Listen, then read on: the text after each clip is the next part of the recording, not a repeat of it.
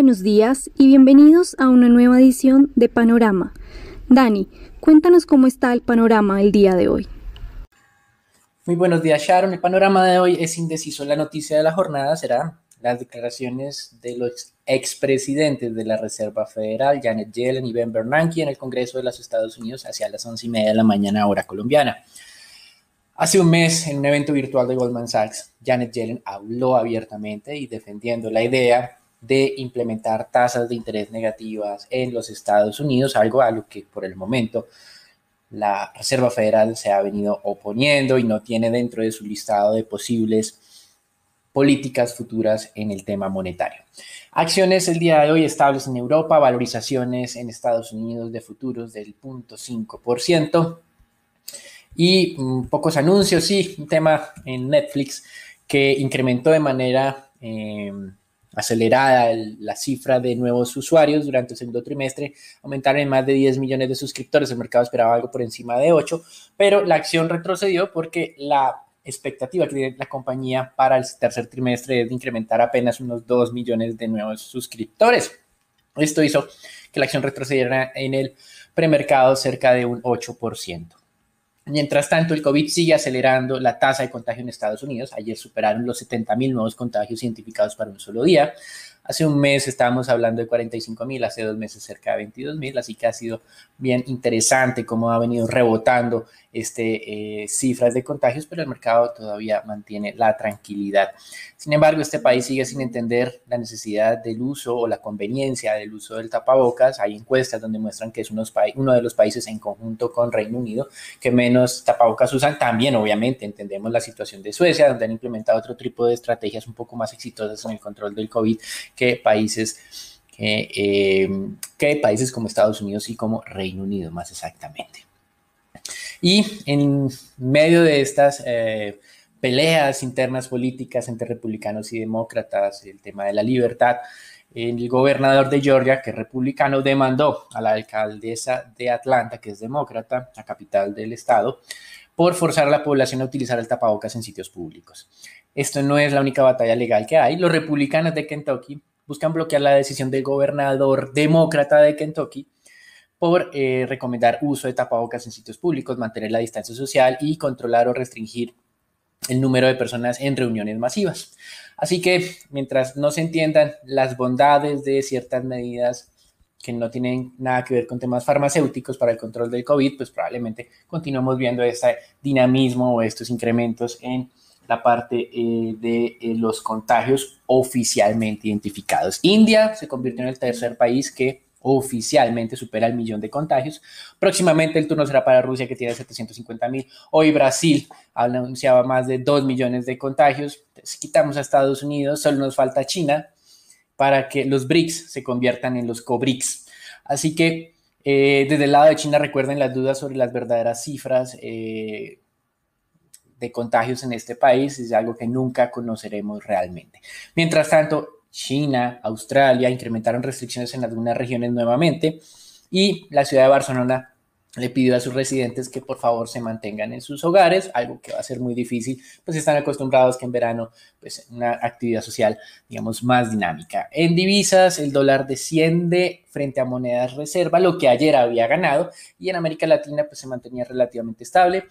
Las materias primas también, con petróleo muy cerca de los 43 para el Brent, un poco por encima, y por encima de los 40 para el WTI. En renta fija, las tasas mantienen niveles bajos para el último trimestre, con tesoros a 10 años cerca del 0.60, un punto básico menos que ayer. Como mencionamos, hoy, 11:30, muy importante ver las declaraciones de los expresidentes de la FED en el Congreso, y también interesante ayer, Alan Blinder, uno de los ex miembros de la FED tal vez más reconocidos, un economista muy importante, publicó uno de los libros tal vez más interesantes sobre la crisis del 2008-2009, que es cuando la música para. Manifestaba que para evitar una segunda recaída de la economía, una double dip, como dicen ellos, para la recesión, se necesita primero atajar, sin duda, el tema de contagios, algo que pues entiende que el presidente Trump no está interesado en hacer, o por lo menos no está empecinado en hacer, porque tiene otras prioridades como el tema del resurgimiento de la economía lo más rápido posible para que lo beneficie en sus intereses de reelección. En Europa, haya tensión y tensión sobre las reuniones de los gobiernos para hablar sobre y negociar, obviamente, este programa que fue impulsado por Alemania y Francia de 750 billones de euros de estímulo o de asistencia para toda la zona euro, como los han denominado los cuatro austeros o frugales, que son Holanda, Austria, Suecia y Dinamarca, se están oponiendo a varias condiciones que tiene este programa desde el punto de vista del monto y de los requerimientos que necesitan cumplir los países que van a recibir esta ayuda. Y estas dudas que están surgiendo ya tienen algunas consecuencias. Se esperaba que esto fuera firmado a comienzos de la próxima semana. Ya Alemania y Francia son conscientes que eventualmente tendrán que estar pensando que para cierre de mes lo puedan hacer y tendrán que hacer una serie de concesiones muy importantes. En Colombia, hoy se publicará a las 2 de la tarde el indicador de actividad económica, como ha sido tradicional en las últimas entregas de resultados del DANE. Su director seguramente va a hacer una clase magistral, va a explicar qué está ocurriendo con detalle en estos indicadores. El mes de abril, este indicador se contrajo hasta un 20%. Para el indicador de mayo, las dudas del mercado obviamente son amplias, como en todos los países, porque pues esta incertidumbre de COVID ha hecho muy difícil hacer el tema de proyecciones económicas. Así que para esta ocasión tienen un rango que va desde menos 17 hasta menos 11%, la mitad menos 14 es el promedio exactamente. Eso es todo por el día de hoy. Un día un poco indeciso, relativa tranquilidad, entonces en mercados accionarios, en mercado de petróleo, en monedas y las tasas del mercado de deuda pública en el mundo continúan muy bajas porque todavía no se sienten suficientemente confiados los inversionistas porque probablemente ven esta aceleración de contagios del COVID como un gran motivo de preocupación, como lo citaba Alan Binder, de ex miembro de la Fed. Para salir del tema o de los riesgos recesivos hay que controlar el tema del contagio. Eso es todo por ahora. Los dejamos con Daniela, Raúl y Sharon para la información del mercado colombiano. Buenos días, gracias Daniel. Con respecto al panorama local, mucho se ha hablado en estos días respecto a la posibilidad de una cuarentena total en Bogotá. Esto dado las peticiones de algunos gremios de médicos. Con respecto a esto, tanto la alcaldesa como el presidente ya se pronunciaron. La alcaldesa dijo que estudiaría la posibilidad, mientras el presidente dijo que primero se tendría que entrar a establecer la efectividad de las cuarentenas localizadas que han funcionado en otras partes de Colombia. Asimismo, dijo el director de FEDesarrollo, Luis Fernando Mejía, quien destacó también la importancia de internalizar los costos económicos de una cuarentena general de 2 semanas en la capital, que sería, según el directivo, de 7.2 billones de pesos. Por otra parte, según cifras de Fenalco, el 65% de los comerciantes del país vendieron menos que en el mismo periodo de 2019. Esta cifra muestra una pronunciada disminución de los ingresos de los empresarios del sector. Sin embargo, sigue mejorando frente a los resultados de abril y de mayo, que fueron en un 80 y un 85%. Sin embargo, se destaca que en junio se realizó el primer día sin IVA, el cual fue muy positivo al haber estimulado el consumo de los hogares e impactando favorablemente a los comercios. El segundo no habría sido tan exitoso como el primero, claro está, en términos de ventas, porque ya sabemos las implicaciones que llevaron el primer día.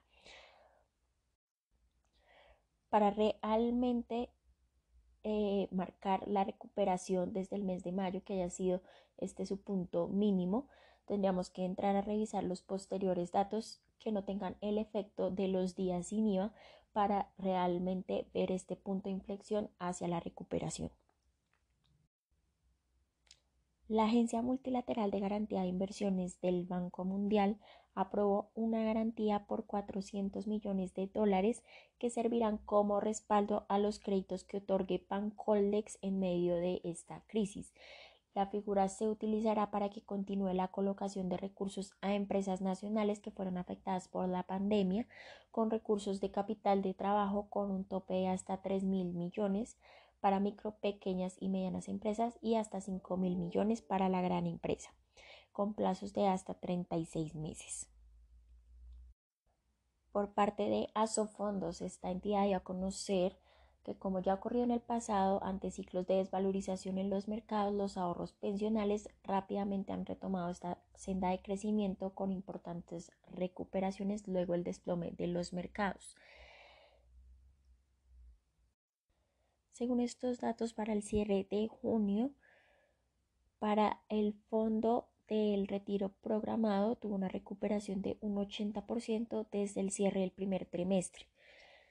Para el grueso de los recursos de los trabajadores que están en el portafolio moderado, la recuperación fue en un 56%, mientras que el ahorro de los más jóvenes se recuperaba en un 48%. Y para finalizar, cifras de Campetrol, donde el número de taladros activos en Colombia para el mes de junio se ubicó en 45 equipos. Veníamos de mayo, donde el número de taladros era de 43. Estas cifras siguen representando una caída de 68% con respecto al 2019. La actual coyuntura de precios bajos, de restricción a la movilidad de personal, dadas las cuarentenas estrictas en algunas zonas, han impedido que se lleve a cabo gran cantidad de las operaciones de la industria. Sin embargo, destacamos que con la estabilidad en los precios y los nuevos protocolos de bioseguridad podría verse y empezar a consolidarse una ligera tendencia al alza. Esto sería todo por las noticias de Colombia. Raúl, ¿qué nos cuenta sobre el mercado accionario local? Gracias, Dani, por parte del mercado accionario local. El Colcap en la jornada del día de ayer se valorizó levemente, contrario al comportamiento de los principales índices en el mundo. En medio de bajos volúmenes de negociación, tan solo se negociaron 59.000 millones de pesos, donde la acción más negociada fue Copetrol con 11.000 millones. La más valorizada fue Grupo Sura con un 2,9% y la más desvalorizada fue Preferencial Cementos Argos con un 3,9%. El día de hoy el Colcap podría mantener ese buen comportamiento ante el panorama despejado. Por otra parte, en cuanto a noticias, Ecopetrol da a conocer un incremento en su plan de inversión del 2020, el cual se ubicaría entre unos 3.000 millones de dólares a 3.400 millones de dólares, principalmente. Ese incremento es dado por las recuperaciones en los precios del crudo en referencia a Brent, el cual está cerca a los $40 por barril, donde el 78% será para el segmento de upstream, el 11% para midstream y el 8% para downstream. La producción de 2020 se acercaría a los 700.000 barriles día y el plan como tal mantiene los recursos de los proyectos de los pilotos de fracking en el país de unos 13 millones de dólares. Por otra parte, Ocol, su filial, comunicó que el pozo Merecumbe 1, ubicado a 40 kilómetros de Barranquilla en el departamento Atlántico, comprobó la presencia de gas natural. Esto da como tal señales del alto potencial que tienen estos yacimientos en, en la costa Caribe colombiana. Por otra parte, el gobierno, la Contraloría General de la República anunció que se han reactivado 35 proyectos de infraestructura, de los cuales 11 son de Invías, 22 de unidades funcionales de la ANI y uno del sector de infraestructura educativa. Consideramos esta noticia como positiva. Principalmente se empieza a ver un poco más de repunte en este sector.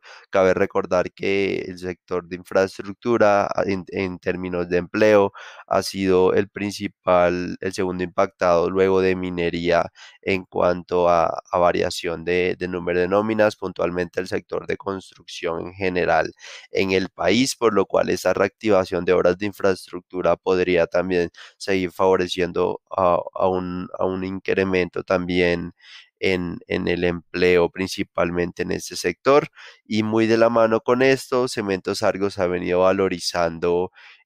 Principalmente consideramos que este factor es bastante relevante y consideramos que en la medida que se mantenga como tal, incrementando gradualmente esa mayor reactivación de obras de infraestructura, seguiría generando un mayor apetito por la especie, a pesar de que, como ya lo sabemos, los resultados van a ser negativos en el año con una muy alta probabilidad. Sin embargo, consideramos que esto ya estaría descontado sobre los precios actuales de la acción. Y por otra parte, Ecopetrol se aproxima a vulnerar los 2.200 pesos el día de hoy. El día de hoy lo podría lograr, favorecido principalmente por esas noticias positivas en el plan de inversiones.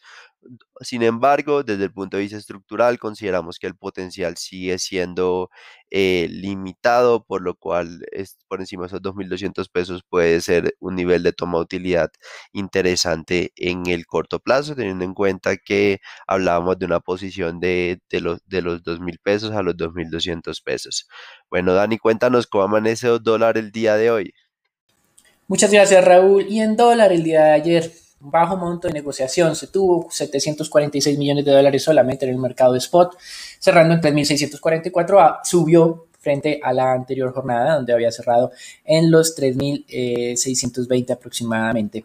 Para la jornada de hoy, la siguiente resistencia es 3.665 y luego tendríamos casi el 3.700. Y en soportes tenemos el 3.617 y el 3.593. Eso es todo por ahora. Sharon, ¿qué está ocurriendo en el mercado de renta fija colombiano?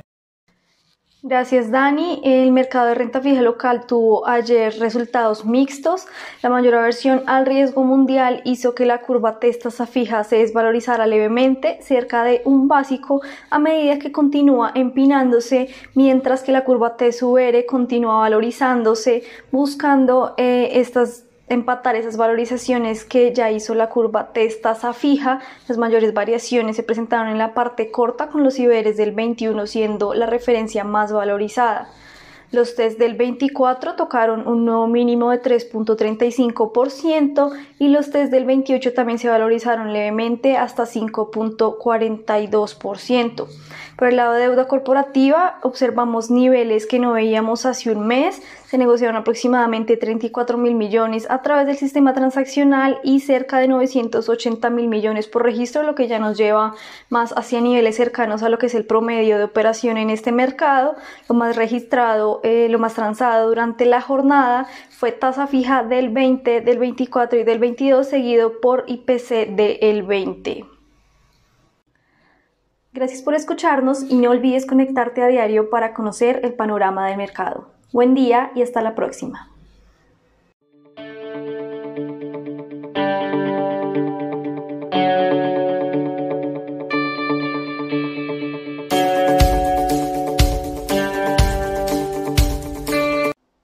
El contenido de la presente comunicación o mensaje no constituye una recomendación profesional para realizar inversiones en los términos del artículo 240.11.2 del decreto 2555/2010 o las normas que lo modifiquen, sustituyan o complementan.